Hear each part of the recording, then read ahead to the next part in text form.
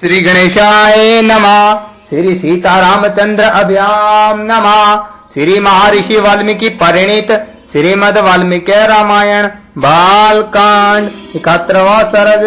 राजा जनक का अपने कुल का परिचय देते हुए श्री राम और लक्ष्मण के लिए कर्म सीता और उर्मिला को देने की प्रतिज्ञा करना। महर्षि वशिष्ठ जब इस प्रकार इक्ष्वाकु वंश का परिचय दे चुके तब राजा जनक ने हाथ जोड़कर उनसे कहा, मुनि श्रेष्ठ बताइए, आपका भला हो। अब हम भी अपने कुल का परिचय दे रहे हैं, सुनिए महामते। कुलीन पुरुष के लिए कन्यादान के समय अपने कुल का पूर्ण रूप से परिचय देना आवश्यक है। अंत आप सुनने की कृपा करें। प्राचीन काल में नीमी नामक एक परम धर्मात्मा राजा हुए हैं, जो संपूर्ण धैर्यशाली महापुरुषों में श्रेष्ठ तथा अपने पराक्रम से तीनों लोकों में विख्यात थे। उनके मिथि नामक एक पुत्र हुआ है। मिथि के पुत्र का नाम जनक हुआ है। ये ही हमारे कुल में पहले जनक हुए हैं। इन्हीं के नाम पर हमारे वंश का प्रत्येक राजा जनक कहलाता है।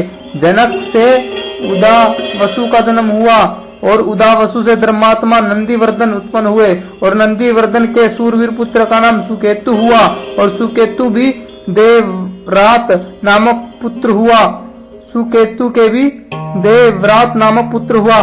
देवरात महान बलवान और धर्मात्मा थे। राज ऋषि देवरात के बृहद्रथ नाम से प्रसिद्ध एक पुत्र हुआ।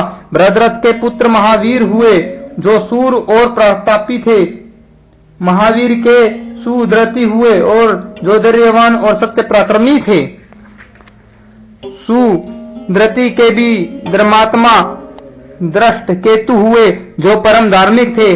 राज ऋषि दृष्ट केतु का पुत्र हर्यशव नाम से विख्यात हुआ। हर्यशव के पुत्र मरु और मरु के पुत्र प्रतिमंदक और प्रतिमंदक के पुत्र धर्मात्मा राजा कीर्तिरथ हुए और कीर्तिरथ के पुत्र देवमीड नाम से विख्यात हुए और देवमीड के विबुध और विबुध के पुत्र महिद्रक हुए और महिद्रक के पुत्र महाबली राजा कीर्तिरात हुए और राज ऋषि कीर्तिरात के महारोमा नामक पुत्र उत्पन्न हुआ। महारोमा से धर्मात्मा सवर्ण रोमा का जन्म हुआ और राज ऋषि सवर्ण रोमा से हसव रोमा उत्पन्न हुए और धर्मज्ञ महात्मा राजा हसव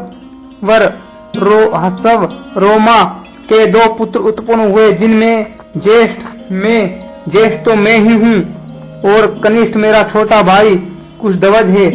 मेरे पिता मुझे ज्येष्ठ पुत्र को राज्य पर अभिषिक्त करके कुशध्वज का सारा भार मुझे सौंपकर वन में चले गए।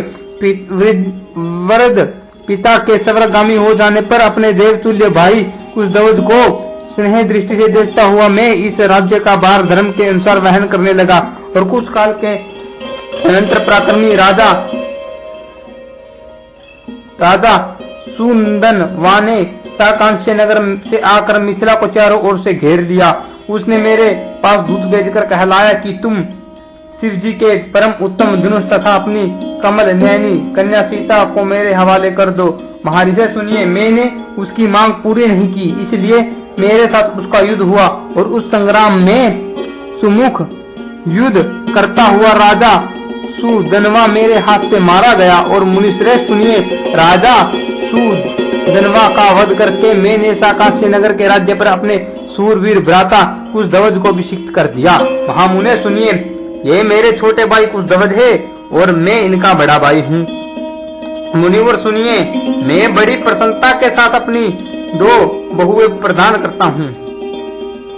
मैं बड़ी प्रसन्नता के साथ आपको दो बहुएं प्रदान करता हूँ। आपका भला हो। मैं सीता को श्री राम के लिए और उर्मिला को लक्ष्मण के लिए समर्पित करता हूँ। पराक्रम ही जिसको पाने का शुल्क शर्त था, उस देव कन्या के समान सुंदरी अपनी प्रथम पुत्री सीता को श्री राम के लिए तथा दूसरी पुत्री उर्मिला को लक्ष्मण के लिए दे रहा हूँ। मैं इस बात को 3 बार दोहराता हूँ, इसमें संशय नहीं है। मुनि परवर सुनिए, मैं परम प्रसन्न होकर आपको दो बहुएं दे रहा हूँ।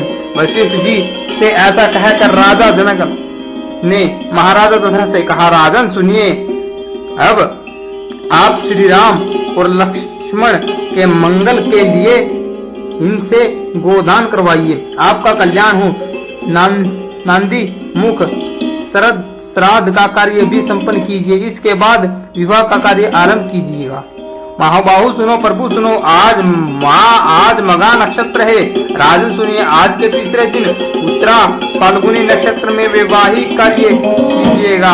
आज श्री राम और लक्ष्मण के अभ्युदय के लिए गो, भूमि, तिल और सुवर्ण आदि का दान करना चाहिए, क्योंकि वह भविष्य में सुख देने वाला है। इस प्रकार श्री वाल्मीकि निर्मित आर्ष रामायण आदि काव्य के बाल कांड में 71वां सर्ग पूरा हुआ।